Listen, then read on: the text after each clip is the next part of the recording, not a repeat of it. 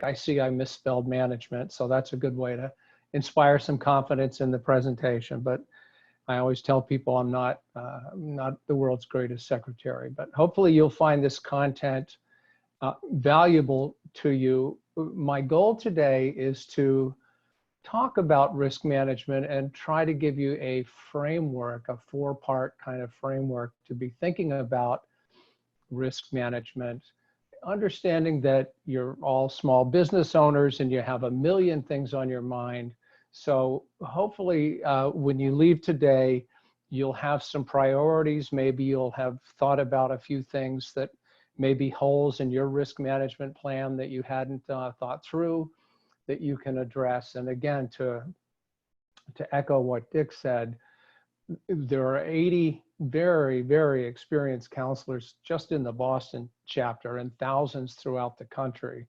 And, you know, reach out to us. I've put at the bottom of our screen, in addition to the information that Dick provided and Teresa provided, the phone number that you can call to ask someone to schedule you, or there's the link down there at the bottom of each page too about how you can go and schedule yourself with a mentor. You can search mentors by skill sets and dates and times of availability or names. So again, if you have questions as I'm going through this, just let Dick know and he'll stop me and we'll try to answer those in real time if we can. So the way I want you to think about risk management is risk to what? Risk to your assets. So I like to think about risk management as actually asset management. If you are in whatever business you're in, you have certain assets. They may be tangible goods, they may be the services you provide, they may be intellectual property.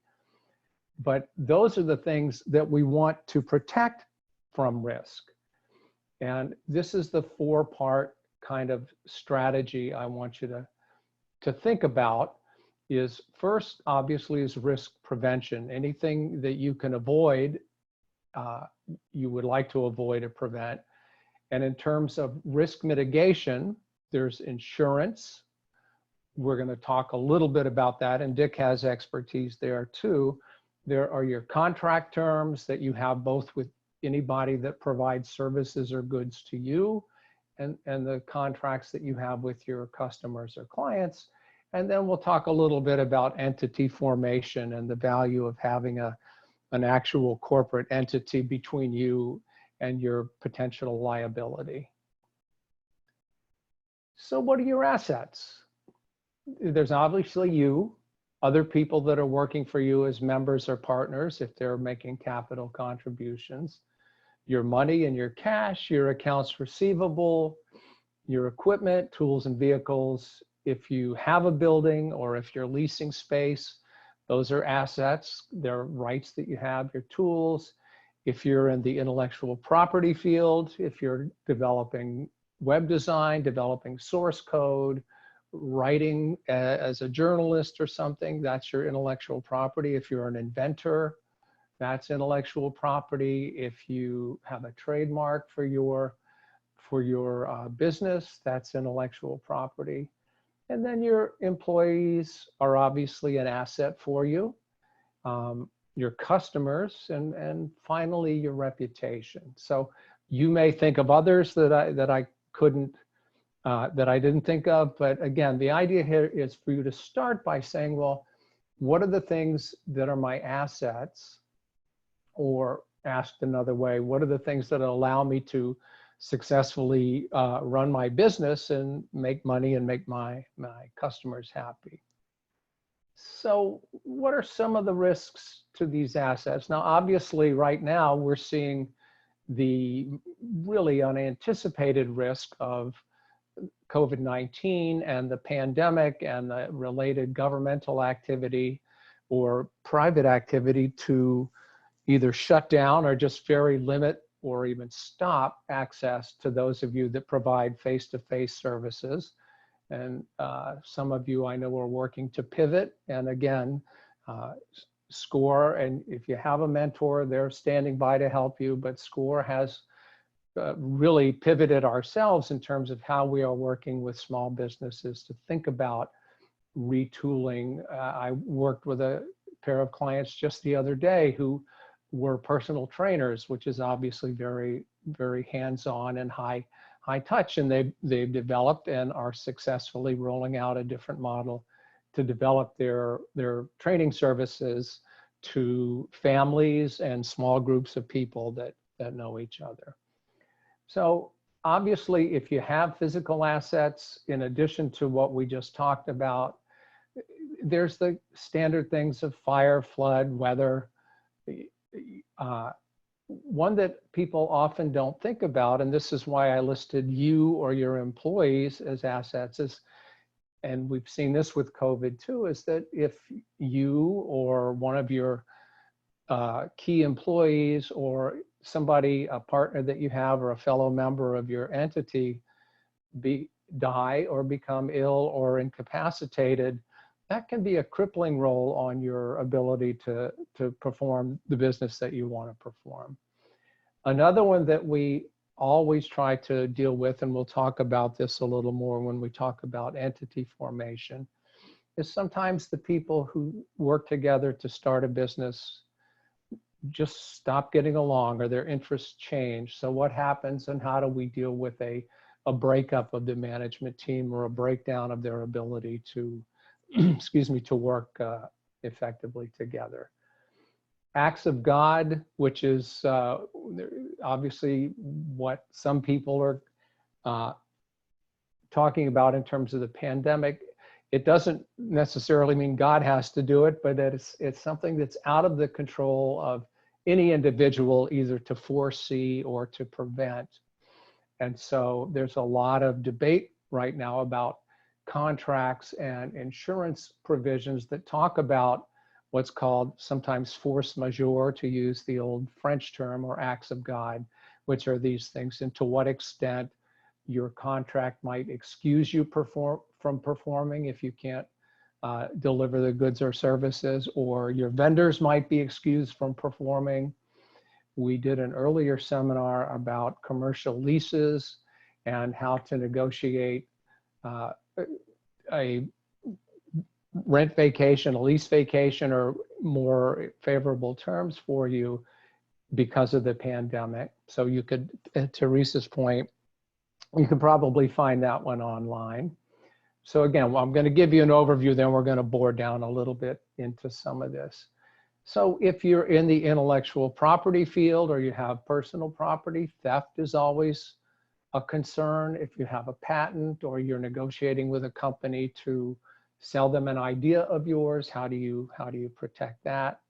Again, inability to perform in other ways maybe that I haven't thought about. And then just even getting payment from your customers, because your cash flow is an asset to you.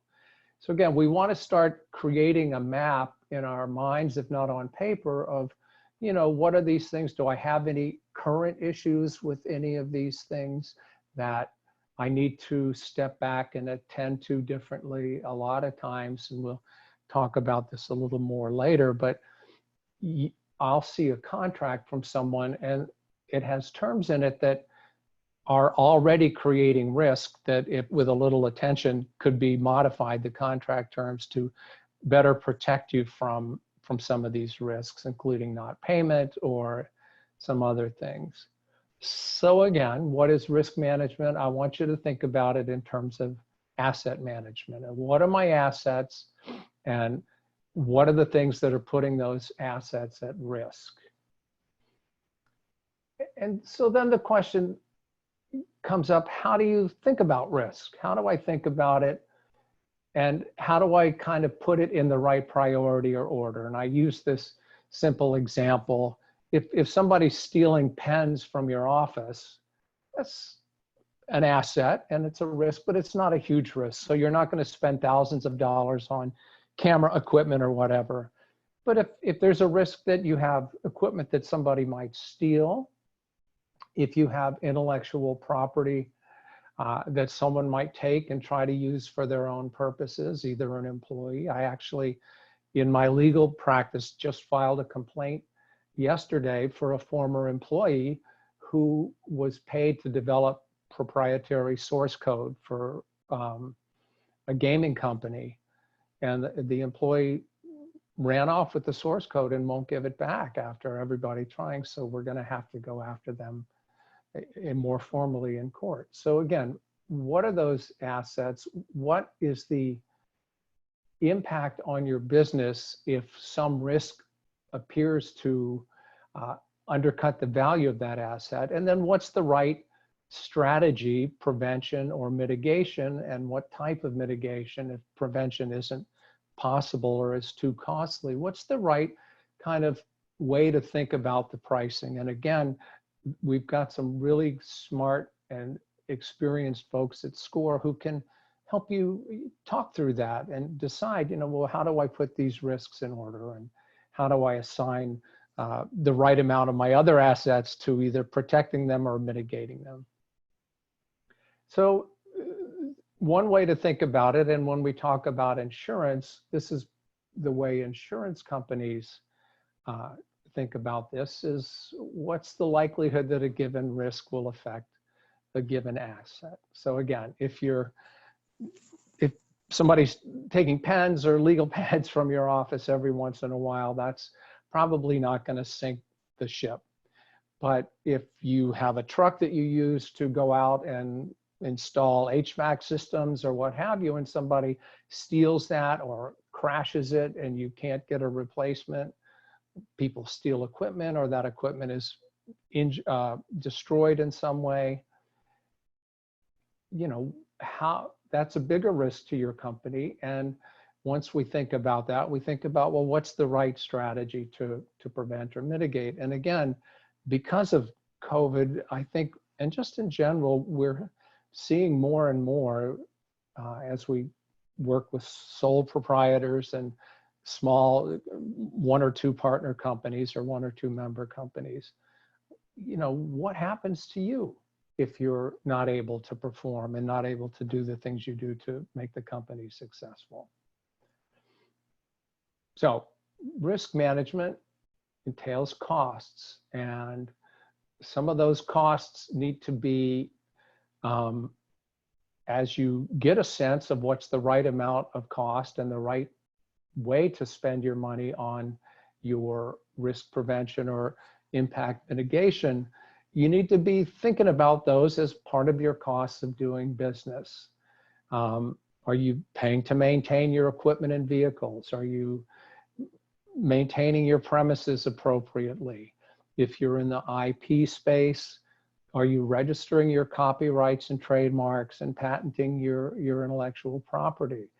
There was a significant change in the copyright law a few years in 2019 that says now that if you haven't registered a copyright, you can't sue for copyright infringement.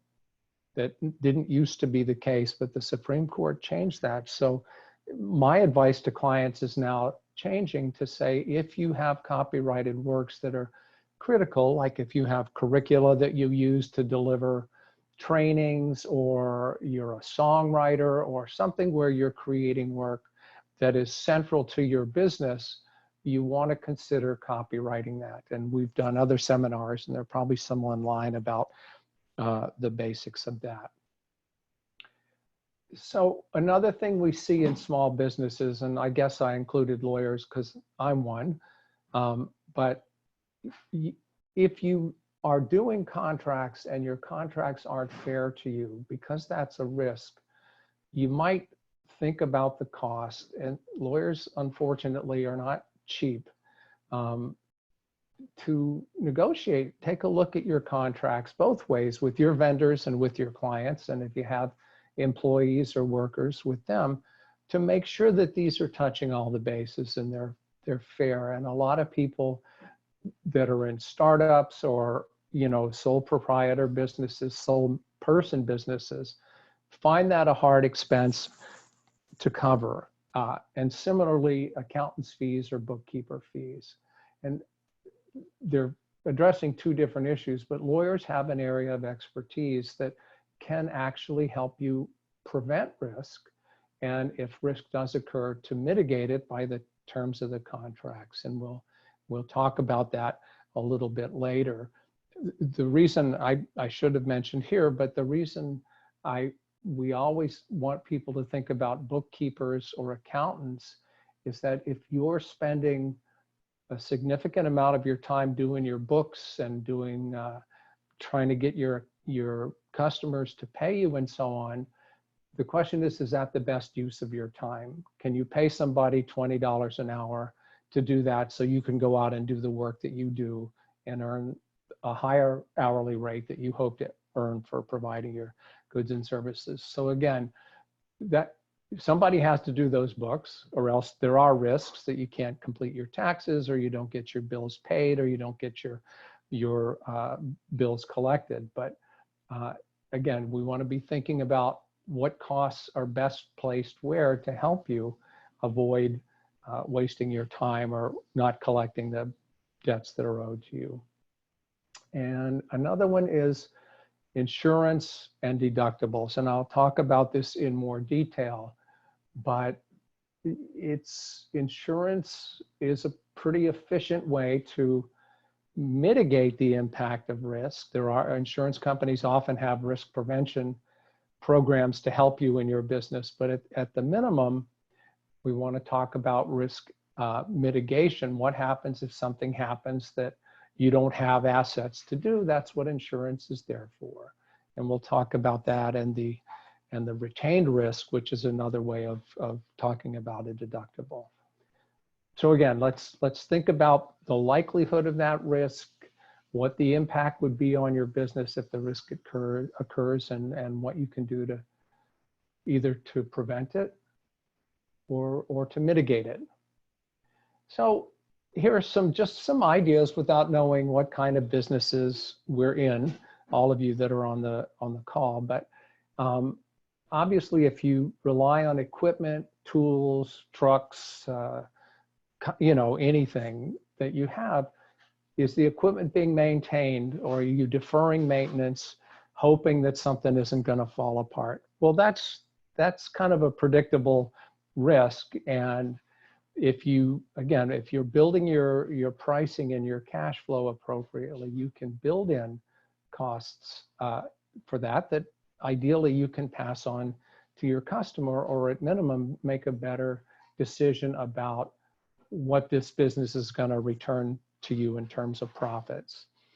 So another area that we think about, particularly in things like healthcare, childcare, other fields, if you're in any kind of finance or accounting field and you're selling services, is background checks. Do you have employees or workers that you can trust? Are you using vendors that you can trust and are going to be treat you fairly and treat you honestly? Again, if you have intellectual property, get those copyrights registered if it's an important part of your business. Negotiating, and we'll talk about leases and contract terms some more a little later, but there is a lot of times small businesses either have contracts that don't address important terms, or they get contracts from a bigger customer where the terms are unfair and put too much risk onto you as the small business owner. So we want to kind of point out some of those areas for you, which I'll do in a little bit. And then make sure that you're at least trying to push back. And again, depending on your field, that's an area where a lawyer can be of use. And just before I forget, there are several legal clinics out of the law schools in the Boston area for sure. The one that SCORE Boston works with is called the Harvard Transactional Law Clinic, and they will provide free business law services to small businesses, or very low fee. I'll make sure that I send that link back around, but it's also available on the SCORE Boston website. But again, that's the Harvard Transaction Law Clinic. The Suffolk has one, Northeastern. I think every law school in the Boston area has a similar thing where they try to give experience to lawyers who are law students who are supervised by by lawyers at the clinic.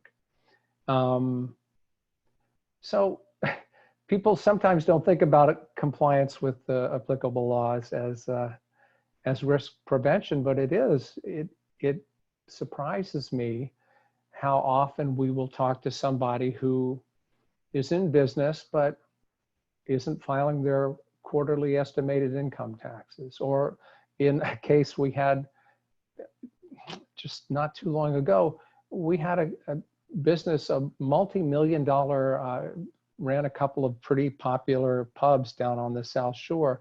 They hadn't paid income taxes in 2 years. So that's going to catch up with you at some point. So comply with your laws. I mentioned worker classification specifically because Massachusetts is not a state that allows independent contractors to be classified as independent contractors.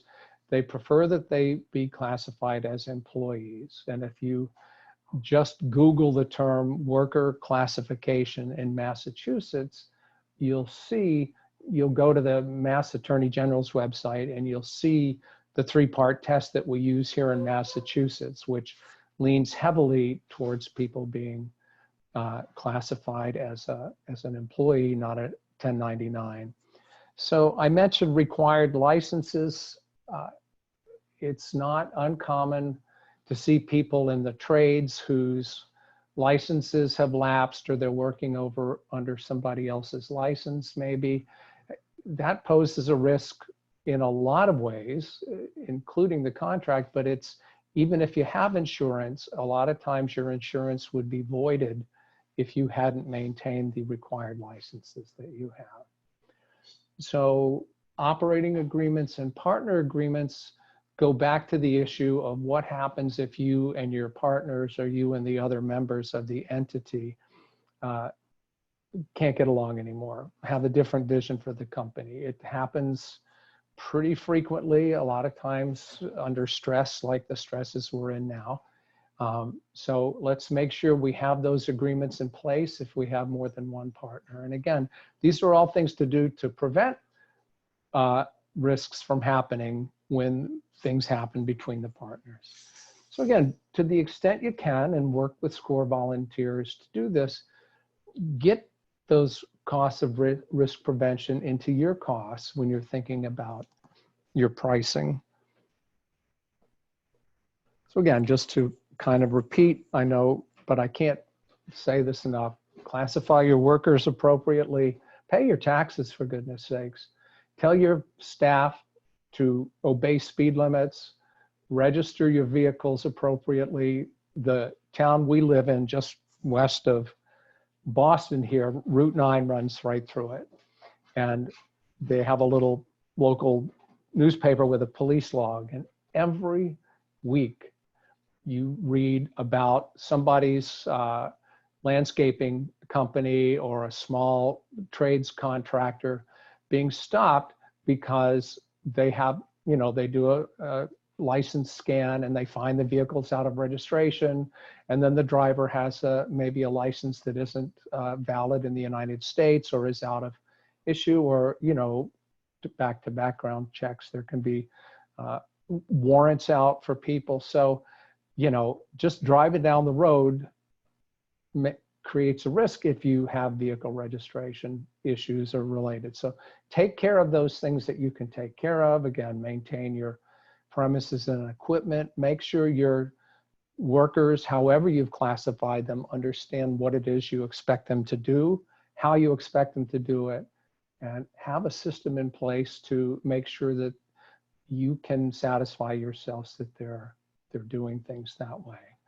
Again, register that intellectual property, protect your source code, and if you have proprietary information or trade secrets, you've got special ways of doing things, and you're talking to companies. We'll talk about this a little further down, but get those contract terms in place that make sure whoever you're sharing that information with, whether it's an employee or a potential business partner, that everybody understands who owns that and everybody understands what your rights are and their rights are to use it.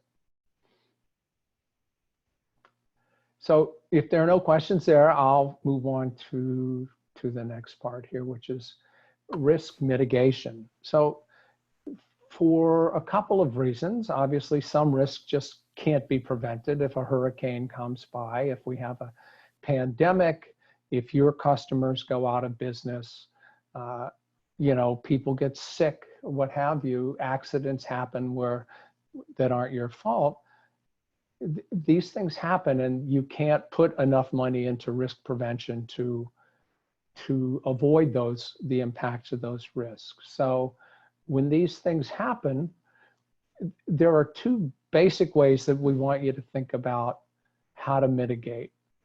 And the first of these is obviously insurance, which is just a way of, in a way, Dick may agree or not, of kind of placing a bet with an insurance company that in the long run they win, but that if something bad happens to you, your premiums or the total number of premiums will still make it okay for the insurance company to pay for it.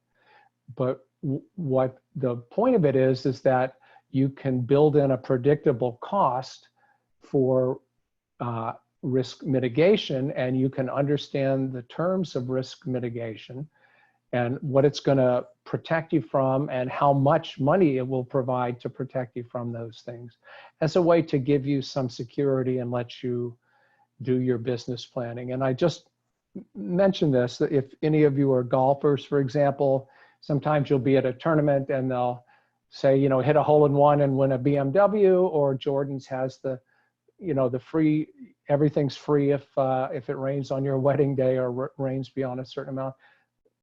They buy insurance policies for that stuff as a way to cover that expense. So they know that their cost is going to be predictable, and even though it may be high, it's not as high as whatever it might be.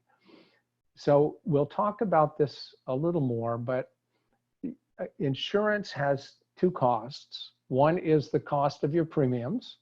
And again, that's a function of what kind of coverage you're buying and how extensive it is.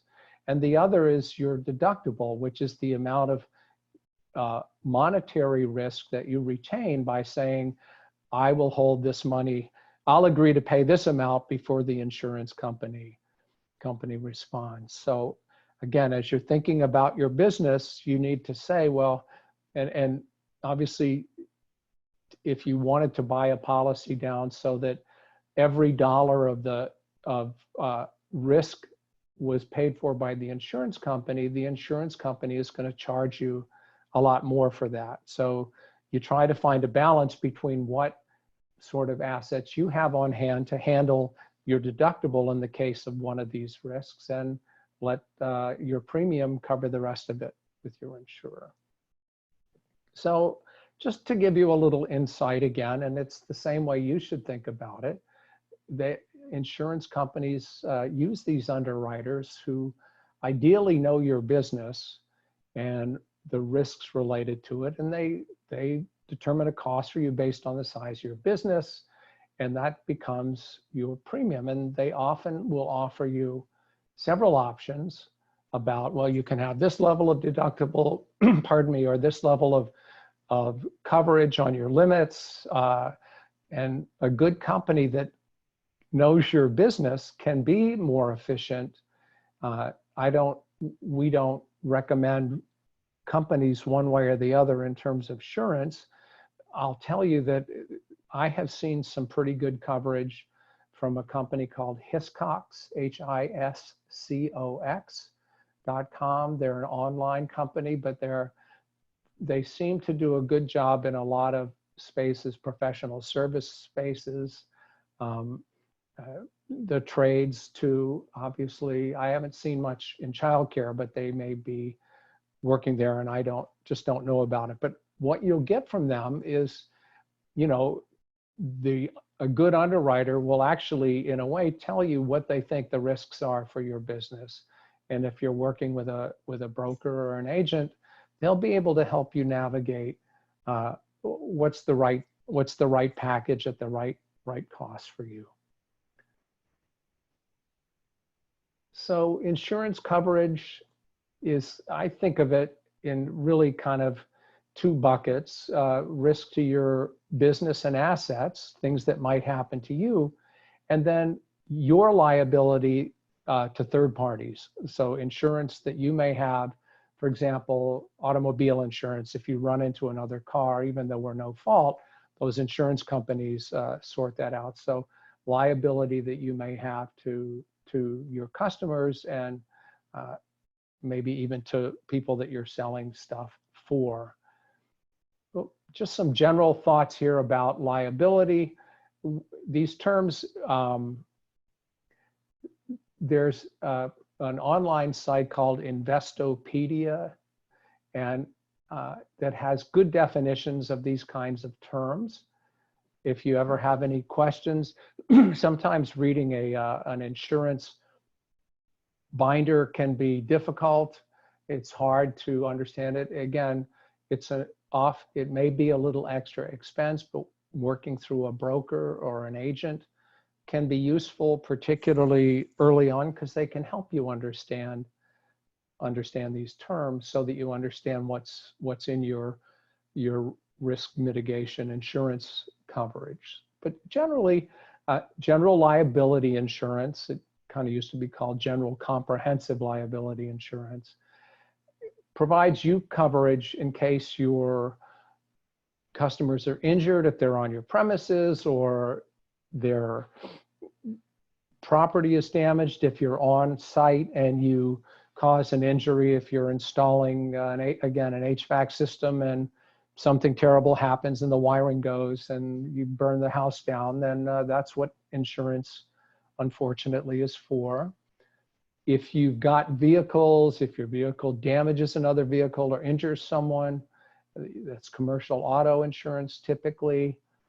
Those of you that are in professional fields, if you're delivering therapy services or even childcare or something like that, you want to look for these professional liability or errors and omissions policies that cover you for mistakes that you make or that your partners may make if you have more than one member. This business interruption insurance and key person insurance, I suspect, will be a growing area of insurance. Some people had general business interruption or key person insurance policies in their existing statements, and because of the impact of the pandemic, they've been trying to find some coverage there. But generally, these are policies that are in place to cover you if something happened. For example, I was general counsel of a company that had, just in various sites, hundreds of employees in very risky parts of the world. So, and our funding often was dependent on our ability to deliver services in countries where there might be, the likelihood of pandemic diseases or a coup d'etat or something were higher than certainly in the States. So we bought business insurance that in case something happened and we had to pull our people out of a given country, the insurance would respond to give us a cash flow to allow us to continue our other business operations. And similarly, key person insurance is something, if your business warrants it, and again, it's a la cost benefit analysis, you can insure a person if they become sick or incapacitated and unable to work. And that has an impact on your business. So I think we're going to see more of those policies. Again, they may be too expensive to be worth doing, but you should always be thinking about this in terms of risk mitigation. You can get insurance if you're part of your business or most of your business involves delivering intellectual property to a client. You're a graphic designer, you're a copywriter, you're an inventor, what have you. You can get insurance against infringement claims. So you can get the insurer to respond to claims. And that's important in this field because a lot of times claims are made that don't really have any value, but they're easy to make. And they can be expensive for you if you have a contract with your customer that says you're going to defend them if those claims are made against the intellectual property that you provided. And again, we'll talk about that a little more down the line here. The last one, just thinking about it, is workers' compensation. Again, it can feel like an easy corner to cut sometimes, but again, if you have a worker who's injured in a job-related way and you don't have this, where if you don't have it and you're required to, that's one problem. But if you don't have it because you decided you were in the non-mandatory category, you can incur a lot of expense there. Hospital bills and medical expenses can be significant. So again, take a look at that policy, find somebody who can help you navigate it if you have questions about it. And again, think of it as a cost and think of it as a way to build that into your pricing.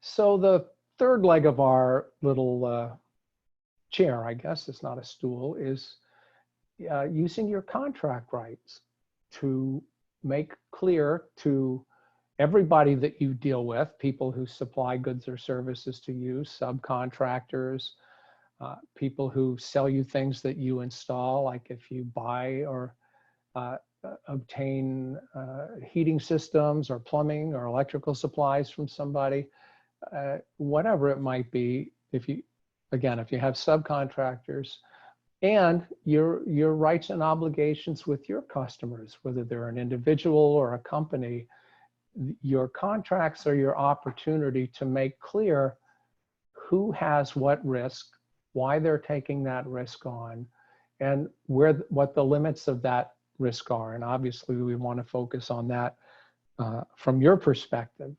So as a general first step, if you think about yourself as in the middle, let's say that you're acquiring goods or services from a vendor or a subcontractor that you use to deliver the goods or services that you've agreed to provide to your customer. You want to make sure that your supplier, your vendor, your subcontractor is taking on and is insured for, or taking the steps necessary to handle the risk that they're in the best position to prevent.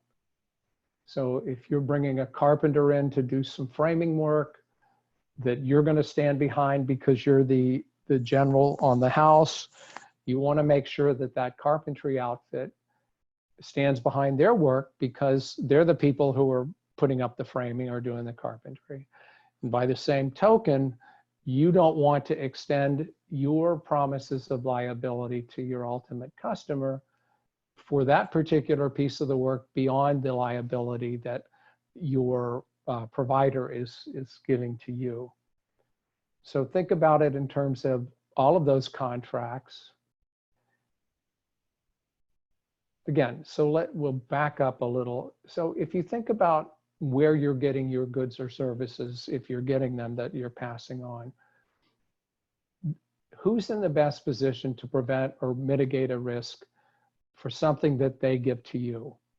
And so the question is, are there warranties that you're going to receive if you install a piece of equipment that you obtain from another vendor? Is there a warranty there that you can pass on to the customer, your ultimate customer, where you make clear that there's no warranty from you for the quality of that piece of equipment that you're installing or what have you? There's no warranty from you regarding the equipment beyond the warranty from the manufacturer.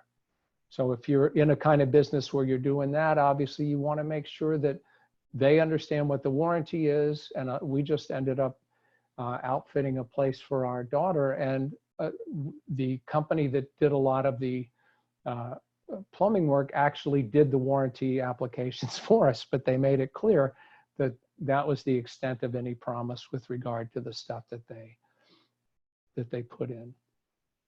Another aspect, and we'll talk about this from both ends, is if your vendor is doing something that needs to be insured, if they're going on premises, if they're whatever you might be, you want to make sure that they have insurance that also covers you. And sometimes that's called an additional named insured, where they go to the policy or to the insurance company and they say, we want you, in this case, to be included as an insured on this policy for the work that we're going to do for them. That's a way that makes your insurance company happy, because their insurance company is going to be the one to respond to the risk. So that's less risk for your insurance company.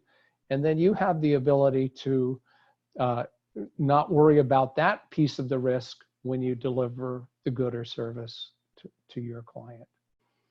So the next piece here, and again, we're covering a lot, so if I'm going too fast or not, need to go deeper, just let me know. But the indemnification language in a contract can be critical. And for those of you who aren't familiar with that or don't have these terms in your contracts, you often want to make sure that there's a legal language in your written contract that says, in case of certain things that might happen, let's say in case there's damage to the customer's premises due to the work of your subcontractor, the subcontractor will indemnify and hold you harmless for costs arising from that claim. Now, they may take on that obligation through their insurance, which we talked about, but they may have an independent or a greater obligation to do that just from the assets of their company. So the situation would be, you send a sub in to do something and they make a mistake and it damages your customer's property or damages people in a way. In addition to being named as an insured, this clause will allow you to look to them to cover those costs so that you don't have to. So again, pretty in the weeds, but again, I think if you have contracts with a lot of subs, where subs are doing work or vendors you're bringing through equipment to install or something, you want to think about those obligations and maybe think about either getting to the Harvard Transactional Law Clinic or, excuse me, or finding an attorney who can help you think about these terms and think about what's fair. So again, in the area of risk mitigation, so I'll say this first, if you've got $1,000 job, let's say you're going into a big company for something, but it's not a huge piece of work, you're doing some cleanup or something. A lot of times these big companies will have insurance provisions or liability provisions that say you've got $1 million of risk, which is, you have to ask yourself, how likely is that risk to happen? But if you start taking $1 million worth of risk in a lot of contracts for $1,000 jobs, the odds start to go up that one of those are going to hit. So a way to think about that is to say, look, and to talk to your customer to say, well, what is the real risk here? We're just coming in to do X, Y, and Z. So how about if we make our risk a multiple of the fee or cap it at some number? Or another strategy is to cap it to the extent of your insurance, and you name your customer from your insurance policy as an additional named insured. So again, you're trying to find a way to get that risk based on what you're in the position to prevent, but also to limit the risk to the size of the job, and also to limit it to the risk mitigation or prevention strategies you have in place, in this case, insurance, and maybe contracts with your vendors. So it's very common to see, again, if your customer is a big one, oftentimes they really overreach and want you to be their insurer, which you don't want to be. They're big companies, they have their own insurance, and again, the cost can be catastrophic for you. So another thing to think about when you're in doing work in terms of what you're in the position of risk to prevent is to ask yourself, where does my responsibility for this good or service end? And I'll give you an example. When you install a piece of equipment, it's not uncommon for people to say, well, this warranty and my warranty, the manufacturer's warranty for the business and my warranty for the work that my company did is good as long as you don't modify the equipment and that you maintain it the way it's supposed to and that you operate it the way it's supposed to. But if you go beyond that and you cause an injury, then that's on you and not on us. And again, why? Because we're not in a position to prevent that risk from happening due to the modification. If you develop intellectual property, and we'll talk about this a little more down the road, but if you develop intellectual property, you might ask yourself, well, what happens if they modify the work that I give them? And there's an infringement claim based on that modification. And again, you want to limit your risk to what you're in the position to prevent, which is the property as you've delivered it to your customer. So again, limit that risk to the liability that you carry, ideally in terms of your insurer or what you're picking up from your subs and the protections that they're providing. And to the extent you can, try to have that as an outside limit on your insurance. And ideally, if you can, if it's not a huge job, don't take on huge liability for it. So here's a couple of special situations, I guess, that come up and certainly have come up frequently now is commercial leases. Those of you that don't own your own property but still are working, have a warehouse or a workshop or still are operating a brick and mortar environment. And that's an opportunity for you to understand, again, start from the point of what you're in the position, what you're responsible for, and that falls into that definition of leased premises. What is it that the landlord is giving you the right to use? And what are your obligations to maintain that space is step one. So a lot of times landlords have obligations that they don't want their tenants to fool with, like what are called building systems. If you're in a multi-unit building, the landlord's going to be responsible for HVAC, for the electrical, probably for plumbing, at least up to the sinks and so on. And because they're responsible for that, they don't even want you to maintain it. So you can't be responsible for damages related to that. On the flip side, the landlord will almost always ask if you're bringing customers or clients into the space, the landlord wants you to be responsible for injuries that those people sustain, sometimes even in areas that are under control of the landlord. And the thinking there is that those customers are coming because of you. So that's a risk that you can take on. But again, it's a risk that you can prevent to some extent by maintaining the areas that you're supposed to maintain, and then by insuring the rest of it. And the other piece is a personal guarantee. If you can avoid this, we've seen so many commercial leases where the folks now are in default.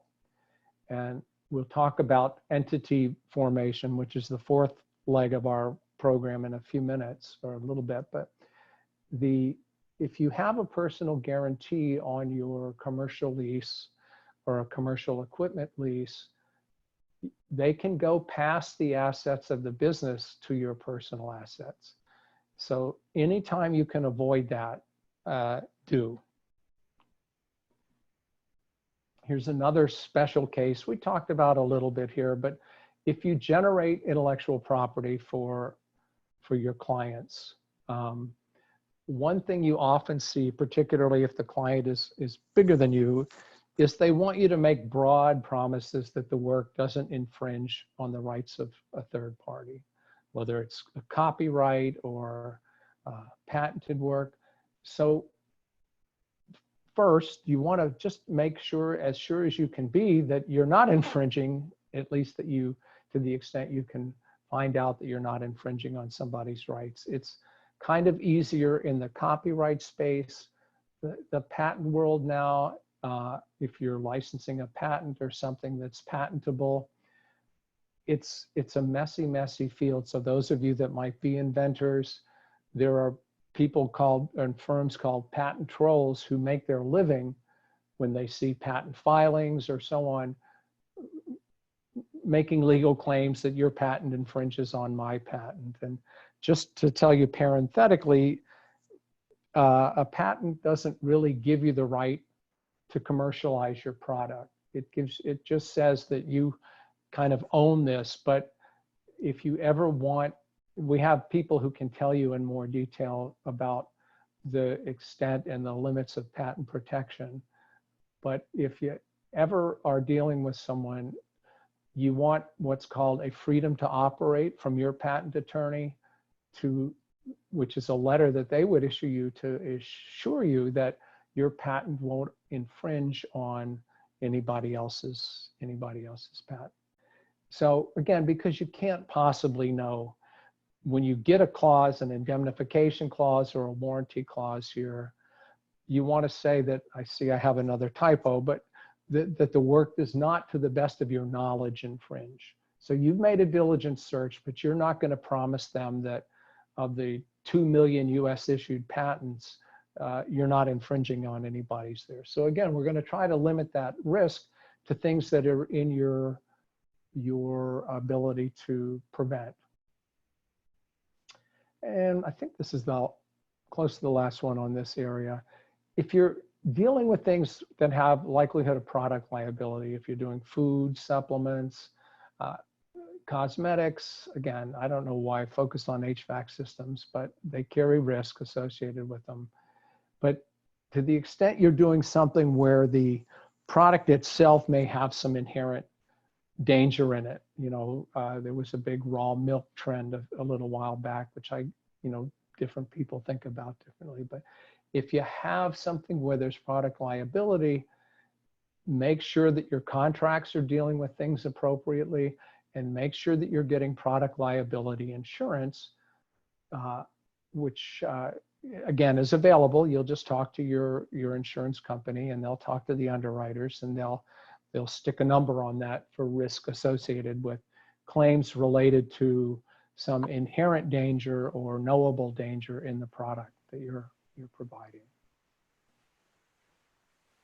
So here's another special case, and this has to do with claims of inappropriate contact, inappropriate touching, sometimes with vulnerable populations. A lot of times if you're going in to deliver services in a school, or you're delivering services at home or in another environment to people who are ill or elderly, there are special risks associated with those populations that you need to think about. Again, not that you would do anything wrong, but claims are made routinely against people who've not done anything wrong, where the child or their parents or the patient felt that a line was crossed. So there are assurances related to that. If you're in a professional field, if you're a social worker or a child care worker, a lot of times your professional association will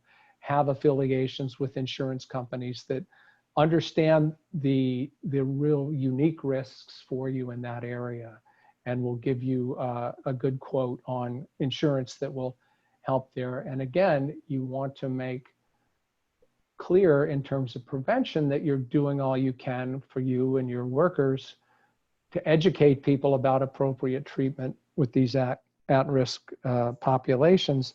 But you want to make sure with your client that any risk that you have is limited to the amount of insurance that you're carrying. And again, just to kind of build on this, when you're in a situation where you're providing healthcare services, dental services, your massage therapists and PTs come to mind because they're often putting their hands on people, and again, 99% are wonderful and professional, but psychotherapists and so on, people can misinterpret what's said. So look to your professional association, get insurance behind that, make sure that your policies, your contracts with your clients are clear about the risks and your liability to them in case they do make a claim. So here's the final step of what I want to talk about with you today, which is the last thing you can do in our four-legged chair is entity formation.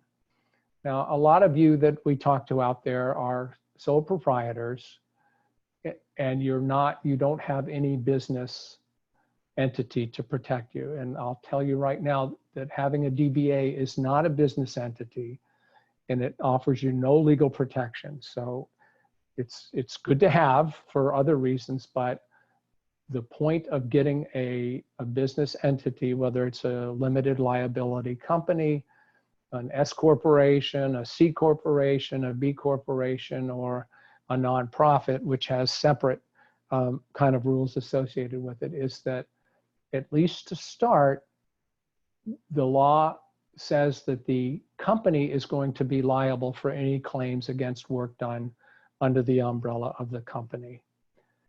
So in the overwhelming majority of cases, the LLC is absolutely fine. It provides you that protection. It's cheap and easy to create. You can do it online.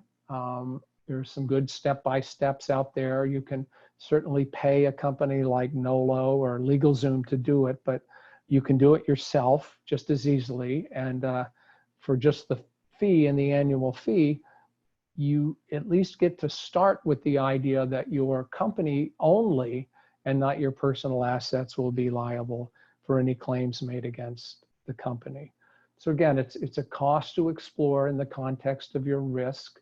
If you're not in business and in the startup phase where you're not interacting with customers, we often tell people, think about using that money for another purpose, getting your marketing going or something, because you don't need the liability protection until you actually have the potential of liability because you have customers. But again, there are a score of people who can help you think about that and think about the timing of it. But just, again, being a sole proprietor without any corporate entity puts your personal assets at risk. And I just include this here for those of you that own a home or share a home with someone.